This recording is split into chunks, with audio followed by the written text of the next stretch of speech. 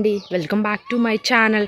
మనకి రోప్కో home finance limited ఉంది కదా. సో ఇందులో మనకి కొన్ని జాబ్స్ అనేది ఇది రిలీజ్ చేశారంటే చీఫ్ మేనేజర్స్ ఉంటారు కదా. సో ఈ ఫైనాన్స్ డిపార్ట్మెంట్లో మనకి చీఫ్ మేనేజర్గా ఈ పోస్టులు అనేది భర్తీ చేశారు కాబట్టి గ్రాడ్యుయేషన్ ఉండే వాళ్ళు ఎవరైనా సరే అప్లై అనేది చేసుకోవచ్చు. చాలా మంచి జాబ్స్ అండి, బ్యాంక్ నుంచి. అలాగే అదర్ అలవెన్సెస్ కూడా ఉంటాయి. ఇప్పుడైతే మనం వీడియోలోకి తెలిపోతాం, చూసేయండి. ఇక్కడ ఏమి ఇచ్చారు, రోప్కో హోమ్ ఫైనాన్స్ లిమిటెడ్ అయితే ఇచ్చారు కదా. So Repco home finance limited established of the year 2000 housing finance company అయితే ఇచ్చారు.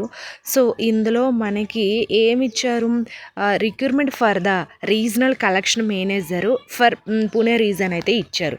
సో ఇక్కడ ఏంటి, రీజనల్ కలెక్షన్ మేనేజర్ జాబ్స్ అయితే ఇవి రిలీజ్ చేశారు.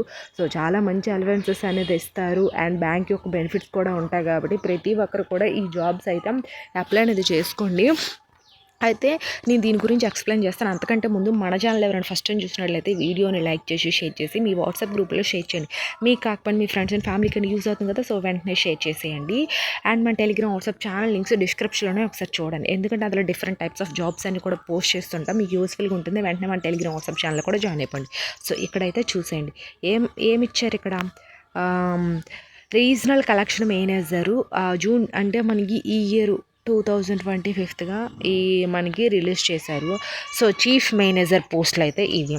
అయితే ఇందులో మనకి ఫస్ట్ వన్ వచ్చేసరికి ఏంటంటే ప్రొఫైల్ ఏంటి, to over and manage the collection and recovery efforts within the assigned regions, ensuring the achievement of the collection targets, minimizing delinquency rates and maintaining the quality of the loan profile and compliance with the relevant laws, and including the securations and reconstructions and financial assistance enforcement security interest అనేది ఇచ్చారు.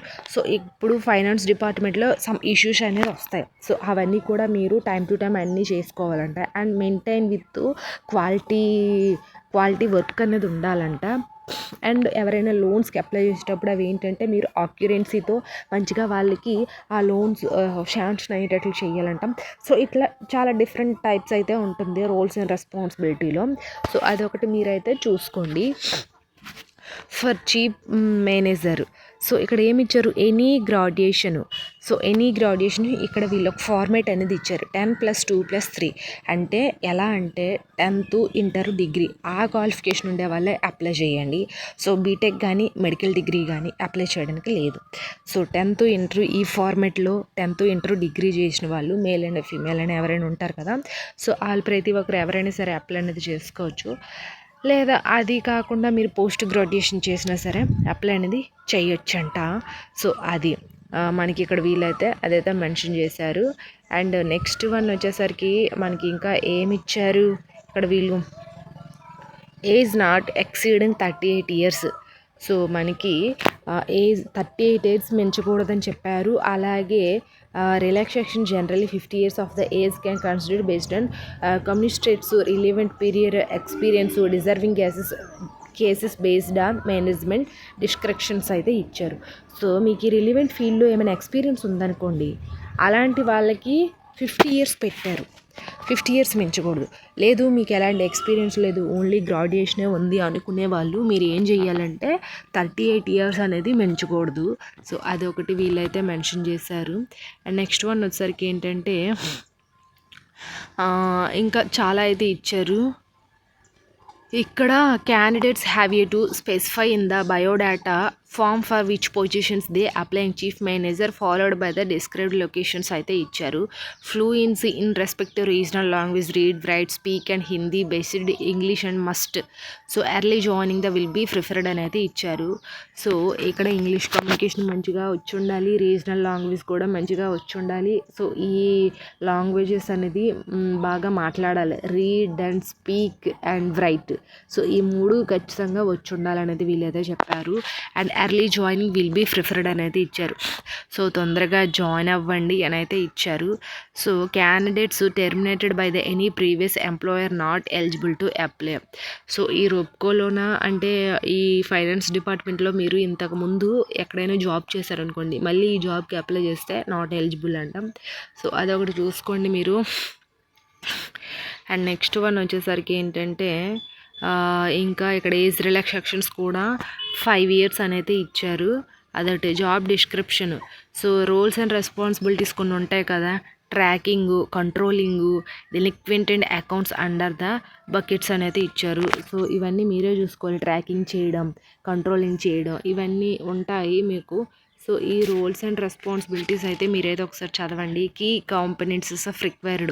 So మీకు ఏంటంటే strong leadership qualities ఉండాలి, excellent communication skills అనేది ఉండాలి, proficiency data analyst and reporting ఉండాలి, and thorough understanding the regulatory requirement and complications, ability work under pressure and meet condition. So అన్ని abilities కూడా ఇక్కడ ఉండాలనేది వీళ్ళైతే చెప్తున్నారు. ఇవైతే చూసుకోండి మీరు. అండ్ ఇంకా పే రిక్వైర్డ్స్ ఏమి ఇచ్చారు, based on the current CTC attractive incentives. So మీకు బేస్డ్ ఆన్ ద శాలరీ ఒకలా ఉంటుంది, అలాగే మీకు ఇన్సెంటివ్స్ కూడా ఉంటాయి. ఇన్సెంటివ్స్ అంటే మీకు ఎంతమందికి లోన్స్ ఇస్తే అంత ఇన్సెంటివ్స్ అనేది, అంటే లోన్స్ ఎన్ని శాంక్షన్ చేస్తే అంత ఇన్సెంటివ్స్ కూడా పెరుగుతుంది. సో మనకి శాలరీతో పాటు విత్ ఇన్సెంటివ్స్ కూడా ఉంటాయి కాబట్టి చాలా మంచి ఆపర్చునిటీ. అండ్ ప్రొఫెషన్ అనేది 1 year అనేది ఉంటుంది.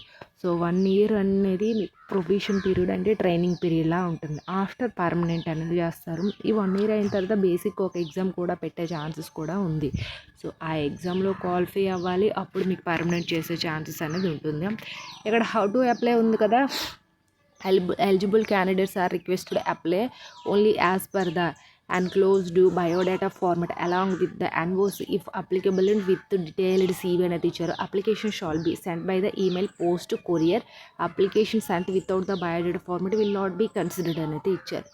సో వీళ్ళు ఏమంటున్నారంటే మీ బయోడేటా ఫామ్ అనేది ఉంటుంది కదా, ఆ బయోడేటా ఫామ్ అనేది మెయిల్, పోస్ట్, కొరియర్ ఎనీథింగ్ మీ ఇష్టం. సో మీరు మెయిల్ అయినా చేయొచ్చంట, అంటే ఒక పీడిఎఫ్ రూపంలో వీళ్ళకి సింపుల్గా మెయిల్ చేస్తే బెటరు.